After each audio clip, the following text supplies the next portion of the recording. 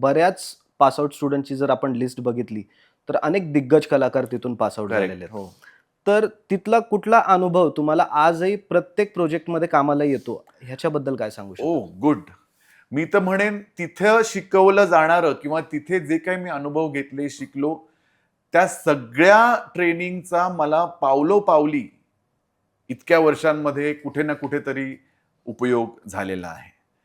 म्हणजे अगदी तुमचं व्हॉइस असेल, तुमचं स्पीच असेल, तुमचं बॉडी असेल किंवा एखाद्या नाटकाचा अभ्यास कसा करणं, रिअलिस्टिक ॲक्टिंग काय आहे, दिग्दर्शकाला नक्की तुमच्याकडनं काय अपेक्षित आहे, एखाद्या भूमिकेचा अभ्यास कसा करावा, त्याच्यामध्ये स्वतःला मोल्ड कसं करावं, ह्या सगळ्या गोष्टींचा अभ्यास आणि प्रॅक्टिकल नाही, थिअरी सुद्धा, की एखादी संहिता जेव्हा तुम्हाला दिली जाते, फिल्म असो, टेलिव्हिजन असो, नाटक असो, त्याचा अभ्यास कसा करायचा, त्याला अप्रोच कसं करायचं, त्याला आपण म्हणतो ना मेथड ॲक्टिंग किंवा एक वेल स्टडीड अप्रोच, करेक्ट. हे सगळं पूर्णतः आम्ही त्या नॅशनल स्कूल ऑफ ड्रामामध्ये शिकलो आणि त्याचा नक्कीच उपयोग होतो.